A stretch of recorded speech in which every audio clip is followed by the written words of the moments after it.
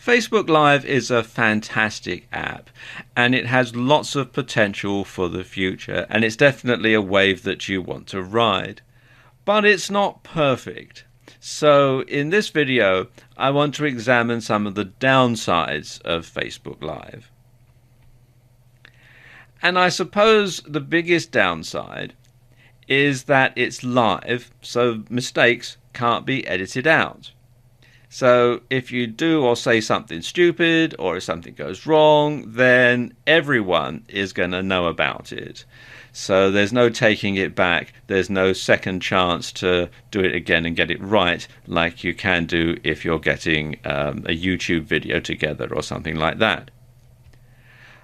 And while you'll never avoid banana skins completely, you can lessen the chances of an encounter.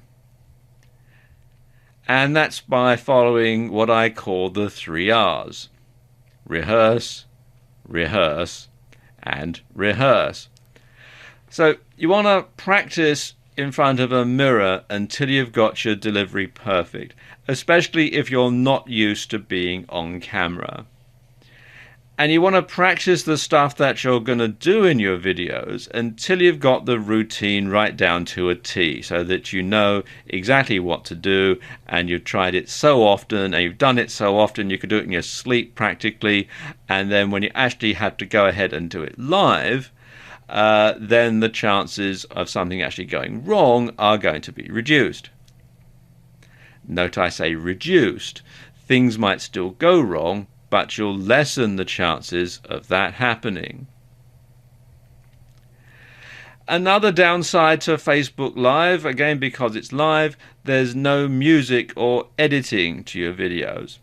So, as I was just saying, you can't edit out mistakes.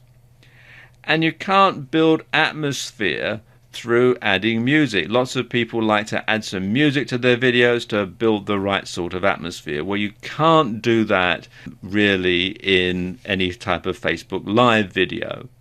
In fact, there's no post-production of any kind. It is what it is, and it goes out live, and what they see is what they get. In fact, the only way that you can have music in your videos is to have music being played in the background. But you must get the volume right though, or it could be distracting and drown out what you're trying to say. And this can be a big problem because chances are you're not going to be monitoring the sound as it's going out either. So you never really know exactly how it's going to sound unless somebody sends you a message saying we can't hear you, speak up, or something like that. You can, though, save your videos for editing later. You can save them to the camera roll option that you have on Facebook Live. And this means that you can post them on video sites like YouTube in a more polished format. You can also post them on your Facebook timeline as a video as well. So it does give you that flexibility.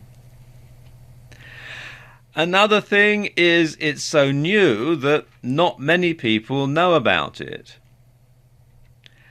And this is perhaps the biggest problem. It was only launched at the beginning of 2016. Initially, it was only available in the US and then only on Apple iOS. And it's being rolled out to other countries, and it's being rolled out on Android. But, of course, not every country has it. And of course, you also need a 4G signal or Wi-Fi for it to work properly, which is another big problem, especially getting 4G. I know that most large cities in the US have 4G.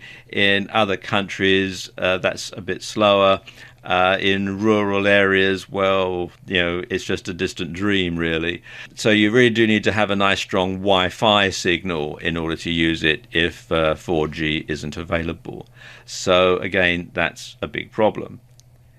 And you'll need to tell your followers and subscribers, especially those who aren't on Facebook, about the app as well as your content.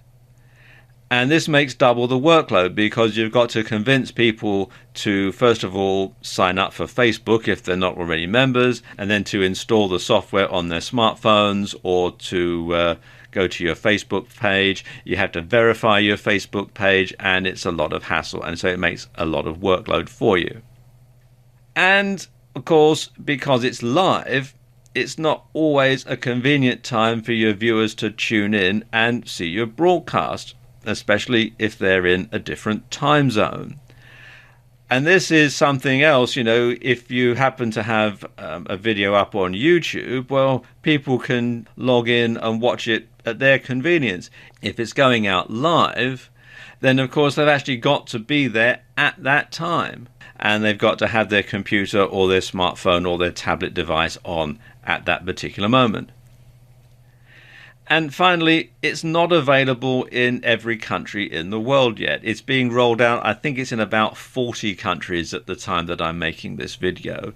It's across the US and it's in a lot of countries in Europe. But other places in the world, it's just simply not available. So if you have a far-flung audience, then they're not going to be able to see it at all. So there you go, just a few downsides to using Facebook Live.